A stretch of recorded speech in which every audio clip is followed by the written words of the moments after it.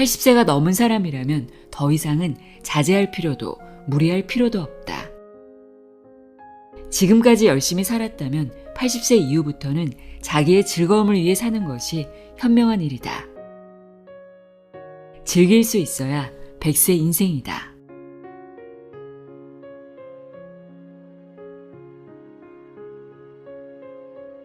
안녕하세요. 나의 소리책 갈피 소리내어 읽다입니다. 80세가 넘으면 건강검진 안 받으셔도 됩니다. 80세가 넘어서 암을 발견하면 수술하지 마세요. 먹고 싶은 게 있으면 참지 말고 드세요. 황당하게 들릴 수 있는 이 말은 놀랍게도 최고 권위를 자랑하는 노인정신의학 전문의가 한 말입니다. 오늘 소개해드릴 책 80세의 벽의 저자이자 30여 년 동안 노인정신의학 분야에 종사해온 와다 히데키인데요. 80세의 벽은 세계 최고 장수국가 일본에서 2022년에 발간되어 선풍적인 인기를 얻으며 아마존 베스트셀러 종합 1위에 올라 큰 화제를 모았습니다.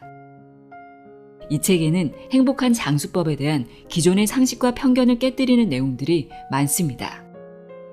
또 80세의 벽을 넘기 위한 구체적이고 매우 현실적인 실천법을 제시하고 있는데요. 85세 이상의 유해를 부검해보면 거의 모든 사람들에게서 암이 발견된다고 합니다. 저자는 80세가 넘으면 암에 대한 공포를 갖는다거나 암에 걸리지 않기 위해 노력하기보다 나이가 들면 자연스럽게 다가오는 현상으로 받아들여야 한다고 이야기합니다. 건강하게 오래 살아야 한다는 강박관념이 오히려 행복한 삶을 가로막는다고 하는데요. 그는 80세의 벽을 슬기롭게 넘어서면 인생에서 가장 행복한 20년을 마주할 수 있다고 강조합니다. 지금 80세를 앞두고 있다거나 80대를 보내고 있다면 혹은 부모님이 80대라면 꼭 한번 읽어봐야 할 책이 아닐까 싶습니다. 아니, 100세 시대를 살아가고 있는 우리 모두가 읽어봐야 할 책이 아닐까 싶습니다. 이 책을 통해 80세 이후의 삶을 어떻게 살면 되는지 답을 찾을 수 있기를 바랍니다. 그럼 지금부터 와다 히데키의 80세의 벽 내용의 일부를 읽어드립니다. 귀 기울여 들어보세요. 세상의 모든 지혜를 읽어드리는 소리내어 읽다. 구독과 좋아요, 공유는 큰 힘이 됩니다. 프롤로그 80세의 벽을 넘어서다. 80세의 벽을 넘기 위해 짚어두어야 할 현실. 남성 9년, 여성 12년. 이 숫자는 무엇을 의미할까? 이는 노인이 질병이나 인지장애로 몸져 눕거나 누군가의 돌봄 속에서 살아가는 평균 기간이다.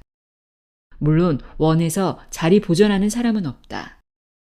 누구나 생이 닿을 때까지 하고 싶은 일을 하고 좋아하는 음식을 먹으며 자유롭고 독립적으로 살기를 바란다. 하지만 현실은 다르다. 이 숫자가 세계 최고 장수국가인 일본의 현 주소이다. 다음과 같은 국가의 조사 결과도 있다. 평균 수명은 남성이 81.64세, 여성이 87.74세이다. 2020년 조사 결과다. 평균 수명이란 평균적으로 몇 살까지 사는가를 의미한다. 한마디로 몇 살에 죽느냐이다. 평균 수명은 앞으로 점점 더 증가하여 인생 100년, 100세에 가까워질 것이다. 그렇지만 아무리 오래 살 수 있다고 해도 건강 수명이 늘지 않으면 누군가의 손길을 필요로 하거나 침대에서 생활해야 하는 기간만 길어질 뿐이다. 그 기간은 현재 남성이 9년, 여성이 12년이다. 건강하지 못해도 오래 살고 싶다 라고 생각하는 사람도 있을 테지만 가능하면 힘차고 건강하게 살고 싶을 것이다. 필자 역시 그렇다. 그래서 이 책을 썼다. 행복한 노후와 불행한 노후 어느 쪽을 선택할까? 필자는 61세다. 약 35년간 노인 전문 정신과 의사로 임상 현장에 종사했다. 지금까지 진료한 환자 수만 6,000명이 넘고 돌봄 시설이나 강연회 등까지 합친다면 10,000명은 좋게 넘는다. 내 입으로 말하기 쑥스럽지만 노년의학 전문가라고 자부한다. 당연한 사실이지만 사람마다 나이도 다르고 체형도 다르다. 성격이나 생각도 다르다. 생활 환경도 다르고 가족 구성도 다르며 직업이나 질병 이력도 다르다. 즉, 한 명 한 명이 전혀 다른 인생을 살아온 완전히 다른 사람들이다. 하지만 모든 사람에게 공통되는 사항이 있다. 바로 언젠가는 죽는다는 사실이다. 사인이나 나이는 제각기 다르겠지만 죽음만은 피할 도리가 없다. 죽음에 이르는 길에는 두 가지가 있다. 하나는 행복한 길로 마지막에 괜찮은 인생이었어, 고마워 라며 만족하면서 가는 길이다. 다른 하나는 불행한 길로 그때 혹은 어쩌다 이렇게 라며 후회하면서 가는 길이다. 어느 쪽을 선택하고 싶은가? 물을 필요도 없다. 노화를 받아들이고 할 수 있는 일을 소중히 한다. 80세 이후는 70대와는 완전히 다르다. 어제까지 가능했던 일이 오늘은 안 되는 상황을 수없이 맞닥뜨린다. 컨디션 난조를 겪는 일도 잦아진다. 암, 뇌경색, 심근경색, 폐렴 등 생명을 위협하는 질병도 생기기 쉽다. 치매인가? 라는 생각에 자신감을 잃는 일도 있으리라. 배우자나 가까운 사람의 죽음을 경험하면서 고독이나 절망에 사로잡힐지도 모른다. 생로병사의 거대한 벽이 거친 파도처럼 덮쳐온다. 이 책에서는 눈앞의 거대한 벽을 넘어서는 다양한 힌트를 제시하고 있지만 결국에는 단 하나의 결론으로 모인다. 바로 노화를 받아들이고 지금 할 수 있는 일을 소중히 여기는 삶의 자세이다. 이것이 행복한 노후와 불행한 노후를 가르는 기준이다. 행복은 주관적이다. 즉, 자기 자신이 어떻게 마음먹느냐에 따라 달라진다. 예를 들면 노화를 한탄하여 이제 이것도 할 수 없고 저것도 할 수 없다며 없다를 되뇌기만 하면서 사는 사람이 있고, 노화를 받아들여 아직 이것도 할 수 있고 저것도 할 수 있다며 있다를 소중히 여기면서 사는 사람이 있다. 어느 쪽이 행복할까? 정답은 본인만이 알겠지만 지금까지 필자가 임상 현장에서 경험한 바로는 있다의 자세로 살아가는 사람들이 행복해 보였고 가족이나 주변 사람들과 즐겁게 지내는 경우가 많았다. 80세가 넘으면 몸속에 암이 있다. 모르고 사는 사람도 많다. 필자가 오랫동안 근무했던 요코 후카이 병원은 노인 전문 병원으로 이곳에서는 해마다 100명가량의 유해를 해부하고 연구했다. 그 결과 몸속에 심각한 질병이 있음에도 생전에는 알지 못한 채 다른 질환으로 사망한 사례가 적지 않다는 사실을 알게 되었다. 요컨대 마지막까지 자각하지 못하는 질병도 있다는 뜻이다. 암도 그중 하나이다. 85세 이상의 유해를 부검해보면 거의 모든 사람들에게서 암이 발견된다. 즉 80세가 넘으면 누구나 몸속에 암을 품고 있는 것이다. 일반적으로 암은 죽음에 이르는 병이므로 조기 발견, 조기 치료가 필수이다 라고 알고 있지만 사실 꼭 그렇지만은 않다. 요코 후카이 병원의 연구는 당사자가 인지하지 못하는 암도 있고 생활에 지장을 주지 않는 암도 있다는 사실을 알려준다. 특히 나이가 들면 암의 진행이 느려지므로 그냥 내버려둬도 문제가 되지 않는 경우가 생각보다 많다. 여러분도 이 사실을 꼭 기억해 두길 바란다. 이 사실로 알 수 있는 선택지는 무엇일까? 바로 80세 이후에는 참지 않고 살아가기이다. 암에 걸리지 않으려고 식사를 제한하고 좋아하는 술이나 담배를 삼가는 분위기가 있는데 80이 넘으면 몸속에 이미 암이 있을 가능성이 크다. 그러므로 암에 걸리지 않으려고 참는 행위는 의미가 없다. 좋아하는 음식이나 술을 먹고 마시는 편이 오히려 스트레스를 줄이고 즐겁게 사는 방법이다. 실제로 암을 무리하게 절제하여 스트레스를 받으며 살기보다 원하는 일을 하며 편안한 마음으로 지내는 편이 면역력이 높아진다고 한다. 그리고 이것이 암의 진행을 늦춘다고 알려져 있다. 인지장애는 반드시 생긴다. 지금 바로 하고 싶은 일을 하라. 인지장애는 왜 생길까? 답은 매우 간단하다. 나이를 먹기 때문이다. 다만 80세가 넘어서 발현되는 인지장애는 대체로 매우 더디게 진행된다. 실제로는 증상이 나타나기 20년쯤 전부터 서서히 진행된 것이지만 대체로 알아차리지 못한다. 인지장애는 증상이 발현된 이후에도 계속 진행되며 근본적인 치료는 불가능하다. 부검을 통해 알게 된 사실이 또 하나 있다. 암과 마찬가지로 85세가 넘은 거의 모든 고령자의 뇌에서 이상이 발견되었다는 점이다. 대부분 알츠하이머형 뇌 변성이다. 즉 인지장애는 병이라기보다 노화현상에 가까워서 나이가 들면 누구에게나 생기는 증상이다. 근력이 쇠약해져서 운동 능력이 떨어지거나 피부에 주름이 잡히고 흰머리가 생기는 것과 같은 이치이다. 인지장애 증상이 발현되는 나이를 조사한 데이터를 보면 한층 확실해진다. 60대의 증상이 나타나는 사람은 1, 2%에 불과하지만 70대 전반에는 3, 4%에 이르고 70대 후반에는 10% 정도가 된다. 80대 전반에는 20%가 넘는데 이때부터 단숨에 큰 폭으로 증가한다. 80대 후반에는 40%, 90세에 60%, 95세에는 80% 정도가 인지장애를 겪는다. 죽을 때까지 인지장애를 겪지 않았다 라고 주장할 수도 있겠지만 그 사람은 인지장애가 발현되기 전에 사망했을 뿐이다. 좀 더 오래 살았다면 틀림없이 증상이 나타났을 것이다. 이 사실이 알려주는 정답은 역시 하나이다. 바로 지금 마음껏 원하는 일을 하며 즐겁게 살아가기이다. 변화가 없는 따분한 일상은 뇌의 활동을 둔화시킨다. 또한 스트레스가 많은 생활도 뇌에 손상을 준다. 반대로 새로운 일이나 좋아하는 일을 하면 뇌는 자극을 받아 활성화된다. 이를 통해 인지장애의 발현을 늦출 수 있다. 100세 인생시대라는 말이 오히려 80세의 벽을 높이기도 한다. 80세라고 하면 과거에는 인생의 종착지 같은 느낌이었다. 하지만 오늘날에는 100세 인생이라 하여 갑자기 20년이나 늘어나 고린 지점이 멀어졌다. 수명이 길어진 일은 기쁘지만 실은 조금 걱정되는 점도 있다. 왜냐하면 많은 고령자들이 오래 살아야 한다는 강박에 사로잡혀 있기 때문이다. 여러분은 다음 문항을 보고 느낀 점이 없는가? 사실은 먹고 싶지만 건강에 해롭다니까 참는다. 몸을 움직이기 힘든데 건강을 위해 무리하여 운동한다. 좋아하는 담배나 술을 건강에 해롭다고 삼간다. 하고 싶은 일이 있지만 이 나이에 라며 참는다.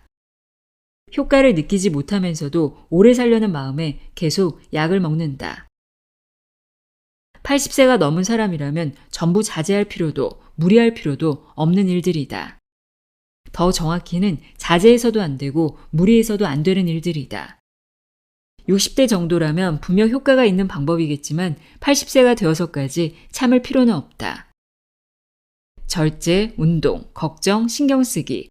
가볍게 해낼 수 있다면 문제없지만 자제나 무리가 따른다면 몸과 마음에는 틀림없이 부담으로 작용할 것이다. 하나하나는 소소한 일일지 몰라도 쌓이다 보면 확실히 수명이 줄어든다. 100세 인생이라는 말이 도리어 80세의 벽을 높이고 있다. 지금까지 열심히 살았으므로 80세 이후부터는 자기 즐거움을 위해 행동해야 한다. 필자가 처음에 정신과를 택한 이유는 인간이라는 존재에 관심이 많았기 때문이다. 신체보다도 정신에 흥미가 있었다. 그리고 2년이 다 28살에 노인 전문병원에서 근무하게 되었다. 솔직히 말하면 처음에는 불만도 있었다. 환자는 모두 고령자였고 우울증이나 인지장애, 알코올 의존증 등 마음의 문제를 안고 있는 사람들 뿐이었기 때문이다. 스스로 원해서 정신과를 택했으면서도 좀 더 의사다운 질병을 치료하고 싶다라고 생각했다. 하지만 어느새 그런 고민도 사라지고 오히려 이 일을 하게 된 것을 행운이라고 여기게 되었다. 정신과 의사의 일은 환자의 이야기에 귀를 기울이는 것이다. 이는 환자의 인생을 마주하는 일이기도 하다. 그리하여 상상도 해본 적 없는 삶이 세상에 존재한다는 사실을 알게 되었다. 임상 현장에서는 의학서나 논문의 지식이 전부가 아니다. 환자 자체가 살아있는 교과서이다. 누구에게나 나름의 드라마가 있고 한 사람 한 사람이 그 주인공이다.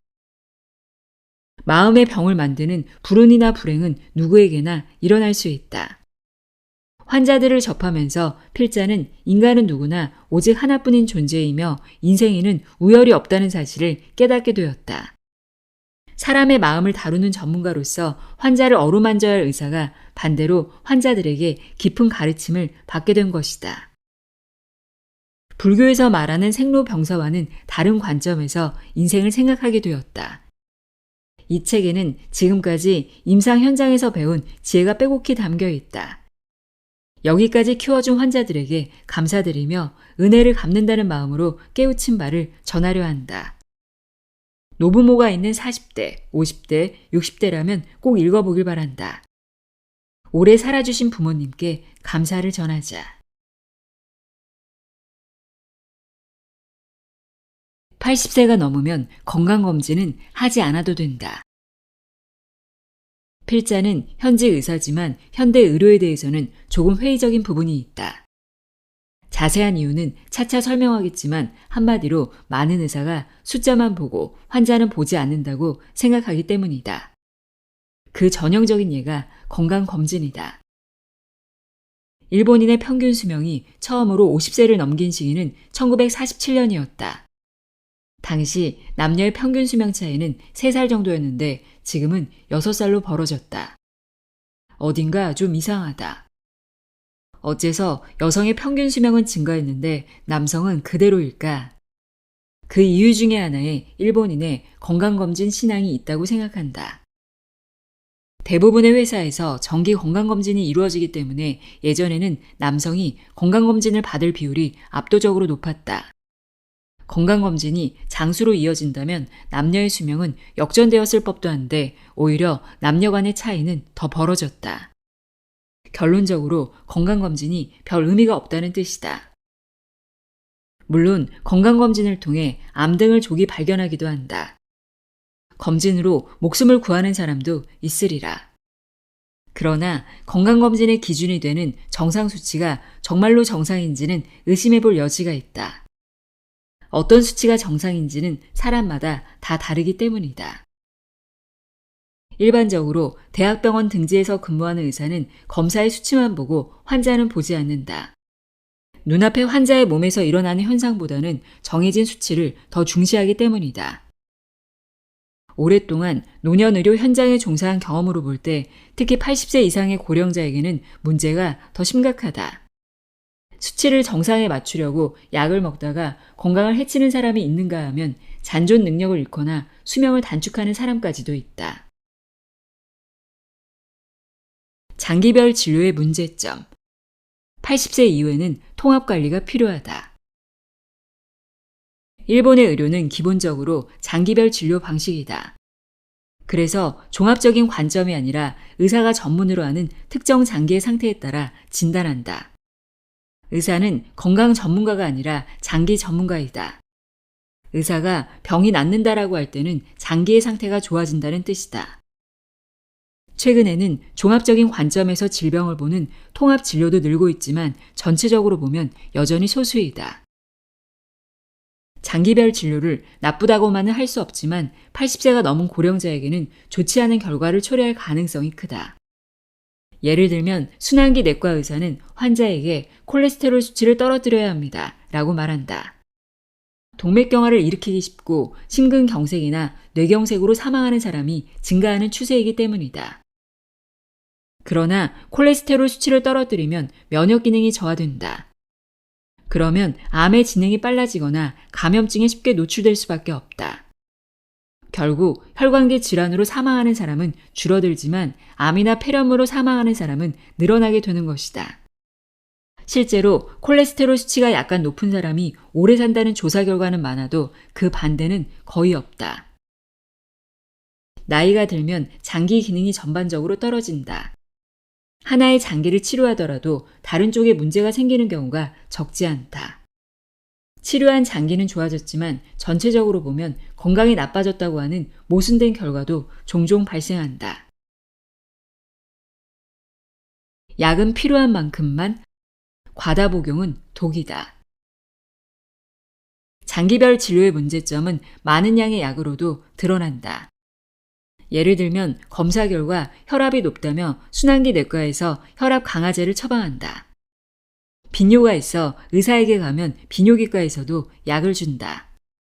거기다 혈당치가 높다는 사실을 알게 되면 내분비 내과에서도 약을 준다. 각기 다른 전문의에게 약을 처방받았더니 합해서 총 15종류가 되었다는 등 다량의 약을 복용해야 하는 상황이 심심치 않게 생긴다. 다량의 약을 지속해서 복용하면 어떻게 될까? 당연히 몸에 큰 부담을 준다. 왜냐하면 약은 독이기도 하기 때문이다. 특히 고령자일수록 많은 약을 함께 쓰면 문제가 된다. 물론 꼭 먹어야 하는 약도 있으므로 모든 약을 끊을 수는 없지만 일상생활의 활동 수준을 방해하지 않도록 최소한에 머물러야 한다. 이것이 80세 이상의 고령자가 약과 어울리는 올바른 방법이다. 장수하는 약은 없다. 약은 몸이 좋지 않을 때만 먹는다. 일본에는 약 복용과 수명에 관한 대규모 비교 조사 데이터가 거의 존재하지 않는다. 따라서 약을 계속 먹어야 오래 산다는 근거는 어디에도 없다. 그저 자기 소신껏 사는 것이 제일의 방법이다. 의사에게 수치가 높더라도 건강한 삶을 우선하고 싶다고 말했는데 들어주지 않는다면 좋은 의사가 아니다. 그런 의사는 환자가 거절하면 된다. 선생님이 그리 말하니까, 선생님 눈밖에 날까 봐서. 의사의 안색만 살피며 참는 사람이 있는데 약을 먹어야 오래 산다는 확실한 근거는 의사에게도 없다. 본래 약이란 몸이 좋지 않을 때 치료를 위해 먹는 것이다. 오늘날에는 오래 살려고 약을 먹는 사람이 많지만 관련된 근거에 대한 조사나 연구는 제대로 이루어지지 않고 있다. 약은 몸이 아프면 참지 말고 복용하면 그만이다. 머리가 아프면 두통약을 먹고 위가 아프면 위장약을 먹으면 된다. 필요할 때 필요한 만큼만 먹는 것이 약의 올바른 사용법이다. 뇌의 이마엽을 자극한다. 하고 싶은 일을 하면 뇌는 기뻐하고 젊어진다. 나이가 들면 근력이나 장기만이 아니라 뇌도 노화한다. 인지장애는 그러한 노화 현상의 하나이다. 그 중에서도 가장 흔한 타입은 뇌가 쪼그라든다고 표현되는 알츠하이머형 인지장애이다. 실제로 뇌를 해부해보면 해마나 이마엽에서 위축 현상이 발견된다. 해마는 기억을 관장하는 부위이고 이마엽은 사고, 감정, 행동, 판단을 관장하는 부위이다. 사람이 사람답게 살기 위해 가장 필요한 부분이 이마엽이다. 이마엽의 활동이 쇠퇴하면 일상생활에 여러 가지 감정의 변화가 생긴다. 생각하기가 귀찮다, 감정 조절이 안 된다, 희로애락이 격해진다, 의욕이 쇠퇴한다, 집중을 하지 못한다 등의 증상이 그것이다. 사람의 몸은 효율적으로 만들어져서 사용하지 않는 기능은 퇴화하고 사용하면 다시 활성화된다. 특히 뇌는 그러한 경향이 두드러진다. 즉, 퇴화하는 대로 내버려 두면 점점 더 못 쓰게 되지만 애써 사용하면 활성화시킬 수 있다. 이마엽을 활성화시키는 가장 효과적인 방법은 하고 싶은 일 하기이다. 하고 싶은 일을 하면 이마엽이 자극되어 뇌가 깨어난다. 즐겁고 재미있다고 느낄수록 뇌는 더 강한 자극을 받게 되고 반대로 흥미없는 일을 하거나 인내를 강요받게 되면 뇌의 활동은 둔화된다. 하고 싶은 일을 참고 지루한 생활을 하면서 뇌를 위축시킬지, 활기차게 원하는 일을 하면서 뇌를 활성화시킬지 선택은 여러분의 몫이다. 하고 싶은 일을 실천에 옮기는 행동은 뇌 노화 예방을 위해서도 필요하다. 인지장애를 늦추는 법. 약보다 머리를 써야 효과적. 일반적으로 인지장애는 조기 발견이 중요하다고 한다. 하지만 현대의학의 수준에서는 효과가 조금 있을 수 있는 정도의 약밖에 없다. 즉 조기에 발견해도 의료의 힘으로는 어찌할 도리가 없는 것이다. 그런데 앞서 지적했듯이 인지장애라고 진단받는 순간 주변 사람들은 태도를 바꾸거나 역할을 빼앗는다. 그러므로 건망증이 시작되는 정도의 단계라면 오히려 의사에게 가지 않는 편이 나을 수도 있다. 핵심은 인지장애 진단을 받는 일이 아니라 인지장애의 진행을 늦추는 일이다. 그렇다면 어떻게 해야 할까? 인지장애의 진행을 늦추는 가장 효과적인 방법은 지속해서 머리를 쓰고 몸을 움직이는 것이다. 그 근거가 되는 이야기를 소개하고자 한다. 필자는 과거에 도쿄 스기나미에 있는 요쿠 후카이 병원에 근무하면서 한 달에 2번 정도 이바라키현의 가시마시에서 인지장애 환자를 진료했다. 그때 가시마 사람들이 도쿄 사람들보다 인지장애의 진행이 느리다는 사실을 알게 되었다. 왜 가시마에서는 인지장애의 진행이 느렸을까? 그 이유는 환자들의 행동에 있었다. 스기나미에 사는 환자들의 경우 인지장애 진단을 받으면 가족들에게서 창피하니까 혹은 위험하니까 라는 말을 듣고는 바로 바깥 출입을 삼가고 집안에서만 지내는 경향을 보였다. 반면 가시마에 사는 환자들은 기존의 생활을 변함없이 지속하는 사람들이 많았다. 어슬렁거리며 집 밖을 돌아다니면 마을 사람들이 집으로 데려다 주곤 했지만 그들은 몸이 움직임으로 농업이나 어업도 계속했다. 몸이 기억하는 일은 인지장애가 와도 여전히 할 수 있다. 행동을 하면 몸만이 아니라 머리도 쓰게 된다. 이것이 인지장애의 진행을 늦추게 된 이유였다고 필자는 확신한다. 늙고 쇠함을 받아들인다. 잔존 기능으로 대처한다. 진시황제의 이름을 들어본 적이 있을 것이다. 약 2200년 전에 최초로 중국을 통일하고 절대적인 부와 권력을 손에 넣었던 인물이다. 모든 것을 얻은 시황제가 마지막으로 원했던 것은 불로불사의 육체였다고 한다.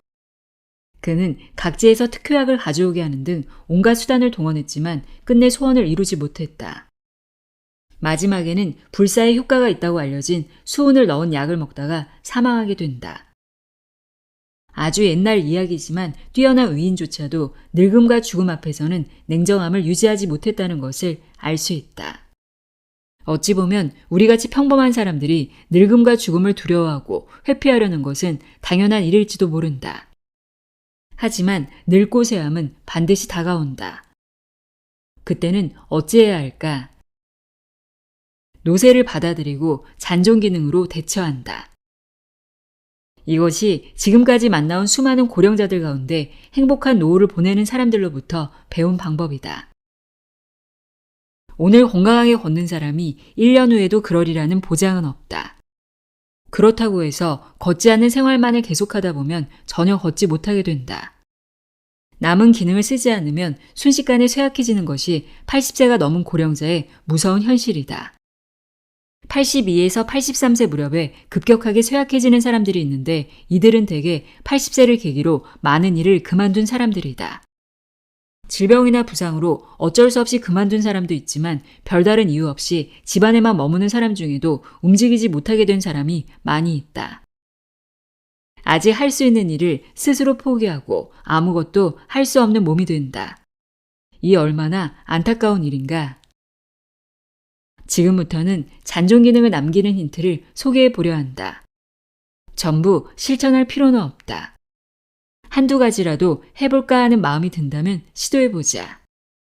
시간이 날 때마다 반복해서 읽으면 도움이 되리라 생각한다.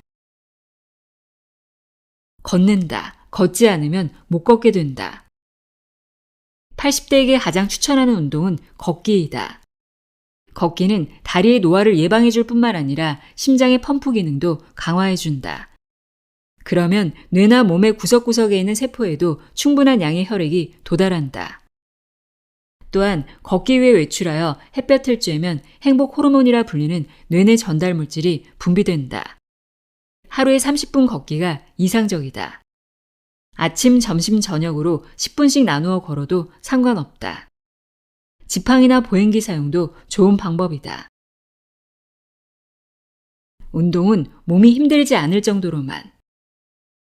운동하면서 씩씩, 헉헉하고 호흡이 거칠어지는 현상은 심장의 과도한 부담이 간다는 증거이다. 이때 심박수와 혈압도 같이 올라가고 체내 활성산소도 증가한다. 숨을 쉴 때 발생하는 활성산소는 세포에 손상을 입히고 노화나 암을 일으키는 원인이 되는데 운동을 지나치게 하면 활성산소가 필요 이상으로 증가하여 몸에 커다란 부담을 주게 된다. 또한 무리한 운동은 근육이나 관절, 뼈를 상하게 하기도 한다. 그렇게 되면 몸을 움직일 수 없어서 도리어 근력이 약해진다. 씹으면 씹을수록 몸과 뇌는 깨어난다. 고령이 되면 위장 활동이 약해져서 소화흡수 능력이 떨어진다. 이를 보충해주는 방법이 씹기이다. 음식이 작아지고 침도 많이 나오기 때문에 위장의 부담을 줄여줄 뿐만 아니라 소화흡수 기능도 향상된다.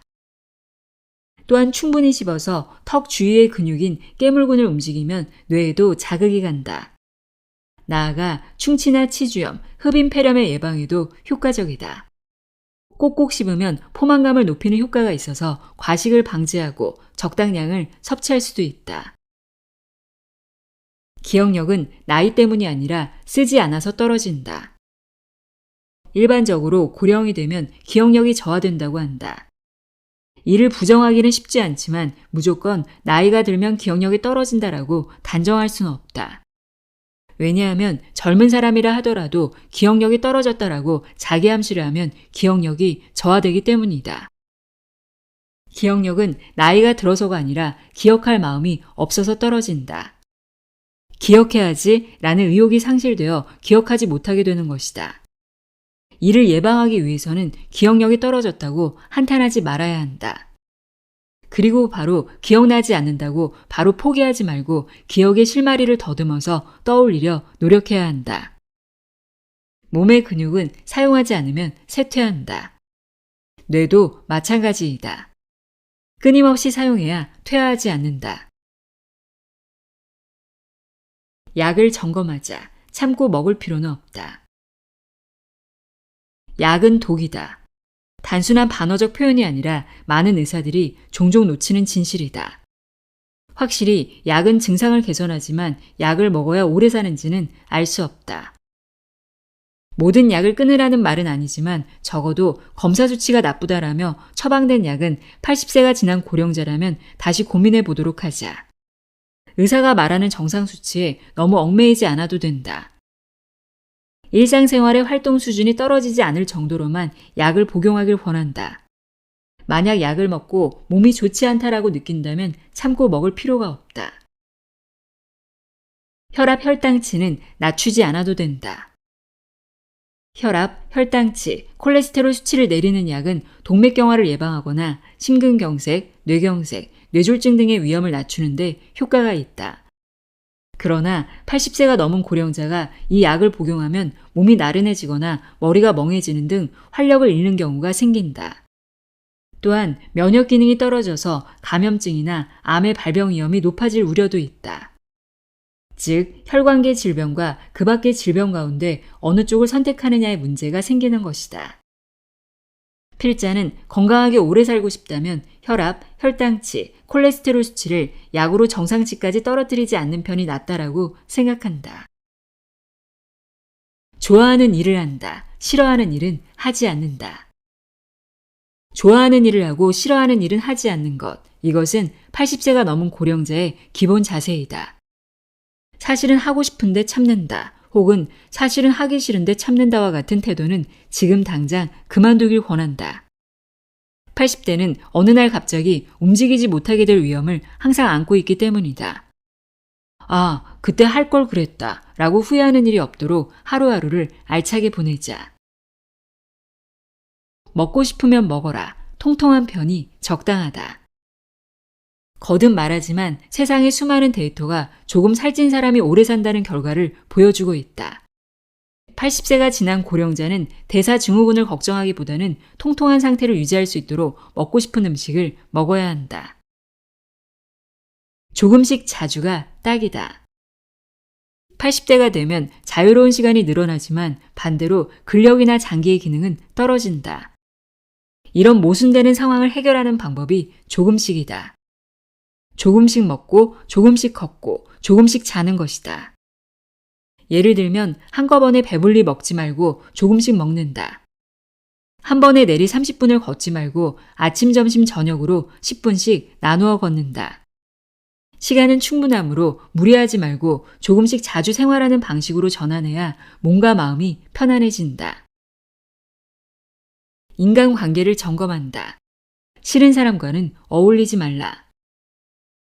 80대가 되면 자연히 싫은 인간관계로부터 해방될 수 있다. 좋아하는 사람이나 마음이 맞는 사람을 정기적으로 만나는 것이 이상적이지만 대개는 누군가를 만나는 일이 점점 귀찮아져서 외출을 꺼리게 된다. 이러한 경향은 남성 호르몬의 감소와 관련이 깊어서 남성들에게서 특히 두드러진다. 80이 넘은 고령자에게 사람들과의 만남은 양날의 검과도 같다. 심신의 건강과 노화 예방을 위해서는 사람들과의 교류가 중요하지만 무리한 교류는 오히려 적지 않은 스트레스가 되기 때문이다. 직접적인 만남은 아니지만 인터넷에 자신의 의견을 올리거나 취미와 관련된 정보를 공유하는 방법도 있다. 어쨌든 무리한 교제는 그만두고 스트레스가 없는 관계는 지속한다. 텔레비전을 버려라. 밖으로 나가자. 필자는 평소 텔레비전은 바보상자라고 생각해왔다. 그런데 지금의 80대는 텔레비전이 처음 보급되던 그 시기를 살아온 텔레비전 세대로 온종일 텔레비전을 틀어놓고 별 생각 없이 보는 사람이 많다. 하지만 이런 생활을 계속하면 사고력은 저하되고 뇌와 신체 기능은 퇴화한다. 텔레비전을 끄고 밖으로 나가보면 어떨까? 바깥 세상은 신선한 자극으로 가득해서 당신의 마음과 몸, 그리고 뇌를 건강하게 해준다. 고령자의 마법 주문, 어떻게든 되겠지. 80세가 넘으면 신체의 부자유, 컨디션 난조, 지인의 부고 등 갖가지 시련들이 끊임없이 닥쳐온다. 그래서 더는 못하겠어, 혹은 이젠 틀렸어 하는 부정적인 사고에 빠지기 쉽다. 하지만 이와 같은 부정적인 사고는 몸과 뇌의 노화를 촉진하는 원인이 된다. 부정적인 사고에 빠지려 할 때 도움이 되는 말이 어떻게든 되겠지이다. 겨우 이 한마디가 뇌내의 도파민이라는 활력 호르몬의 분비를 촉진시켜 사고력이나 의욕을 높여준다. 뇌는 의외로 단순해서 자기 말을 믿으려는 성질이 있기에 어떻게든 해보자라며 힘을 내게 된다.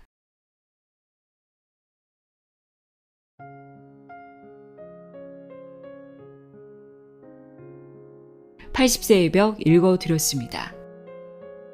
80세가 넘은 사람이라면 더 이상은 자제할 필요도 무리할 필요도 없다는 것. 80세의 벽을 슬기롭게 넘어서야 인생에서 가장 행복한 20년을 마주할 수 있다는 것 기억하세요. 오늘도 함께해 주셔서 고맙습니다.